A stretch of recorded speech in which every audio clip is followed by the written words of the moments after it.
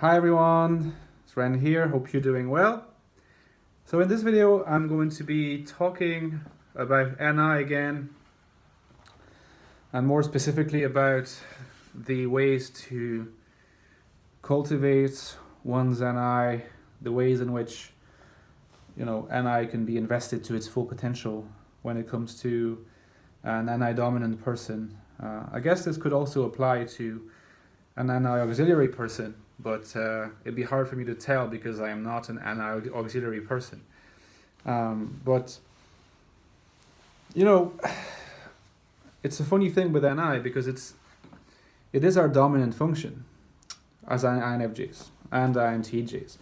So it's almost as if the first thing that comes to mind for the cultivation of NI is to just try to let oneself be, because if NI is our dominant function, and the dominant function for any person, any type, is the default mode, is the lens through which we see the world, then by simply allowing ourselves to be, and to only be for certain moments in the day, that will be when we will be the most in touch with our dominant function. Because there's nothing more basic in a human life than just being. Allowing oneself to be, not necessarily being engaged in any particular kind of activity, but just being. Taking some time to just collect oneself into being. And that's really my primary mode of bathing in NI. I try to take a certain amount of time every day to not do anything specific, not talk to myself, which is something that, as I've said before, I tend to do quite a bit. Just being a bit blinded by the sun.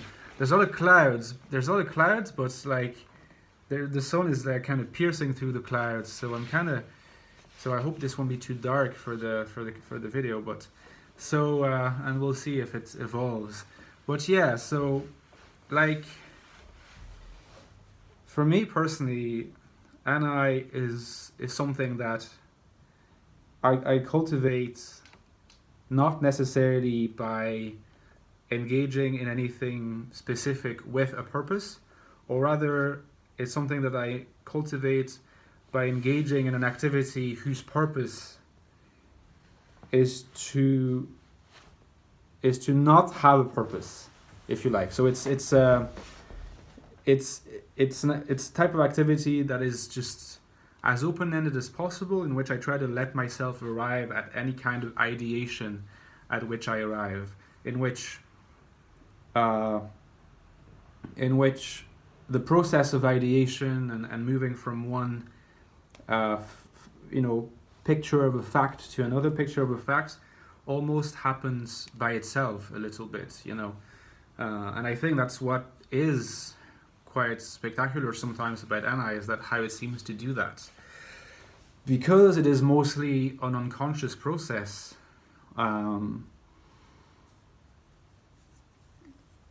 you're not going to be able to just use NI.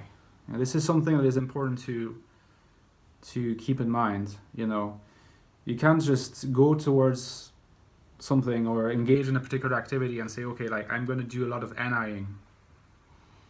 That's not really the way it happens, because the process is unconscious. What you can do, what you can have an influence over, is creating a context where NI-ing, which will happen despite yourself, is promoted, is made more likely to take place, is cultivated. So think about the cultivation of your NI as the setting up of an environment in which it is allowed to bloom and to let you come up with insights. So what are these kinds of activities? because these activities still have a purpose, if only that the purpose is to not really have a purpose, or is to be open-ended. Um, for me personally, I mean, there are certain types of activity that I like, and that tends to provide me with insights, provide me with um, yeah, aha moments, or just opportunities to let my thoughts circle around my mind until like some of them coalesce into some kind of resolution that allows me to move forward. Um, so for me personally, these activities would be maybe, I would say like they are of, I don't know how many categories I could have for these activities, but maybe I'll try to break them down. So one activity is going for a walk. Sounds very simple, but honestly, if you have a habit of going for a walk half an hour a day, and you just let your thoughts circle around your mind, stuff is going to circle around your mind, and if you do it repeatedly, stuff will coalesce, you know. So that's one thing that I love doing, just being in nature and just walking around. Another thing I like to do is to listen to music that promotes, in my opinion, a conducive environment for NI. So it should not be a kind of music that is full of lyrical content. So I'm not sure that for the cultivation of NI, you want to be listening to rap music, or even to like busy rock music, you know, with a lot of stuff happening. I much more prefer experimental records or ambient albums, you know, albums that are serene, that take their time, that are subtle, that create an atmosphere where you can just bathe. And in bathing in that atmosphere, you're kind of bathing in NI at the same time. So that even excludes jazz, you know, because jazz is quite busy. You don't want a music that's too busy, you know. You want a music that is a bit dreamlike, is a little bit enveloping. You know, at least that's what I love doing. And sometimes I combine going for a walk with listening to that kind of music. So I can even name some musicians that I like to go to, and often I find myself like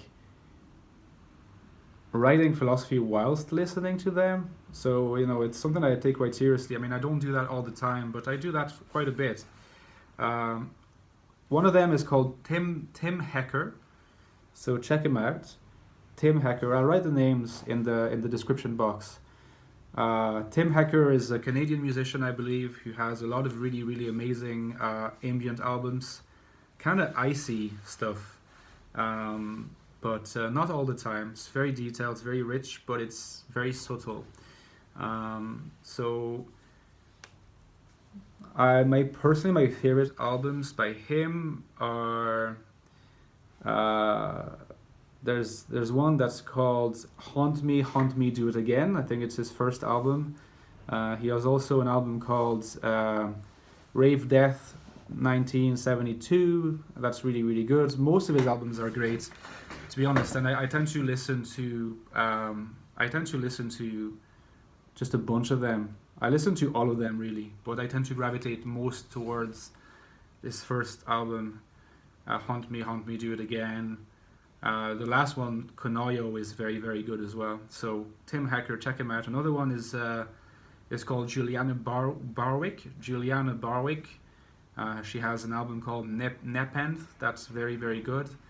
Again, ambient artist that I find very good for my NI. Another one is not really an ambient artist as such, although you could argue that she is an ambient artist, but she's a bit. She does a lot of like drone stuff as well. She's American, I think, and her name is Liz Harris, but her artist name is Grouper. So I went through a phase of being quite obsessed with Grouper when I was a bit younger, but I still listen to her music a lot. I love all her albums, but maybe, I don't know, yeah, like all of them are great for NI in my opinion. She's not an NI user herself, I don't think. I think most of the artists that I'm mentioning here are actually INFPs. Doesn't matter. You know, there could be a connection between an INFP musician and the NI of an INFJ listening to the musician. So I really recommend Liz Harris Grouper. Dragging a Dead Deer Up a Hill is one of amazing album. I was gonna say something very cliche. I was gonna say that sounds like an INFP title, but anyway, it's amazing. The Man Who Died in His Boat. So dead, died. Oh, that sounds like F.I. Dom, right? If we want to talk about cliches. The Man Who Died in His Boat, amazing album. But she has a more recent one called Ruins that is really, really sparse, piano focused, that I really recommend as well. Like, all these are just orgasmic for NI, in my opinion. So I link her name as well. So that's a third one. Maybe I'll mention 5. I mean, there's one that you cannot avoid, and you're probably already, at least some of you are probably familiar with his work. I believe him to be either an INFJ or an INTJ. It's hard to know exactly. His name is Brian Eno. So he used to be, in his younger years, he was a member of kind of short-lived member of Roxy Music, and after that started a solo career that's been brilliant and is still going on. So I mean, for NI, amazing, perfect cultivation mode. Like, I would encourage you to listen to Music for Airports. Like, that's probably the go-to, if you wanna. Music for film, music for airports. What else is really good? I mean, like, Apollo. He has an album called Apollo that's amazing. Most of his albums are classics, So I love it. I mean, one of his best known albums is called Another Green World, and that's 1975. It's amazing. Would I encourage you to listen to it for the sake of the cultivation of the NI bathing? Floating? Not necessarily, because again, it's a bit busy. It's not the most busy album record of all time, but it's busier than the other ones that I mentioned. If we were focusing on NI music, I would recommend you listen to Brian Eno. And in fact, if you have not listened to him before, you're missing out. Brian Eno is amazing for his ambient. I mean, he's the father of ambient music in many ways. But check out Music for Airports, Music for Film, Apollo, and his more recent stuff as well is great. Like, his discography is very consistent. And maybe, so I mentioned, how many people have I mentioned so far? I have mentioned Tim Hecker, I've mentioned Juliana Barwick, I've mentioned Grouper, I've mentioned Brian Eno, and to cap things, so there's so much music that I find like very inspiring. Well, maybe for a big change actually, to swerve a little bit from the theme of ambient, quiet music, not necessarily quiet, but contemplative music. I'm going to recommend an experimental rock band that is not at all quiet. I mean, they have some quiet stuff, but mostly it's kind of loud, abrasive, experimental rock influenced by post-punk, post-rock, but also no wave, if you're familiar with that term from the early 80s New York scene. It's a band called Swans, and in fact, some of my friends online, those with whom I've had like private conversations, they know that I'm a big fan of this band. In fact, the main songwriter, the creative force and genius behind this band, Michael Gira, he's an INFJ. I'm almost certain of it, in fact.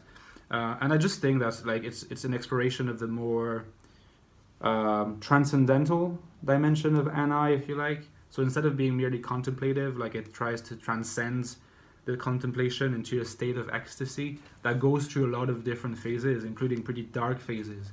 There's ecstasy related to catharsis in many ways. Catharsis, ecstasy, these different stages with a lot of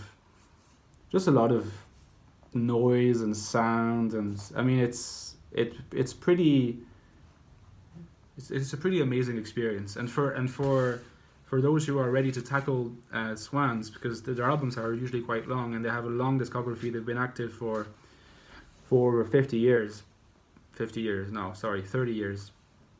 They'd be a bit old if they had been around for over 50 years. I would recommend a recent enough album that I think is perfect. It's called To Be Kind. It's 2 hours long, so I warn you.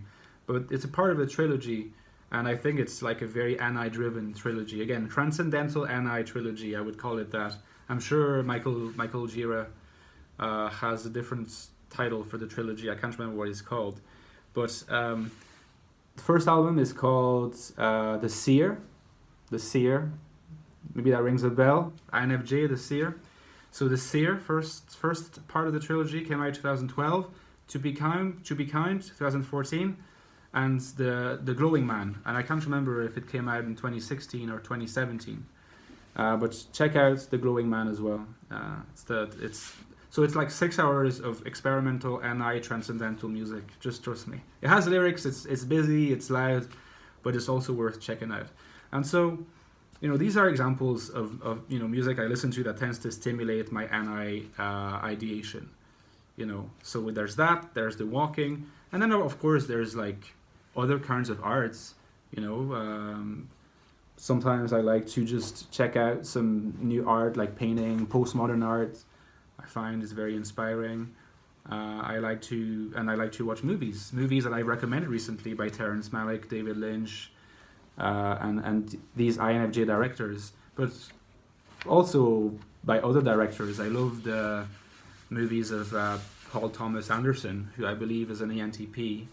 I find them very, very challenging and very stimulating also for my mind. So often films that do not necessarily follow a traditional kind of narration, that unpack in ways that are almost like intrinsic to the spirit of the movie itself. And so I have lots of films that stimulate me. I don't necessarily rewatch them, but sometimes just watching them once can be a very, very inspiring for me, very stimulating, and can lead me to write. And I'll finish the video by insisting on that. When you develop these insights, write them down. Try to keep them in some form.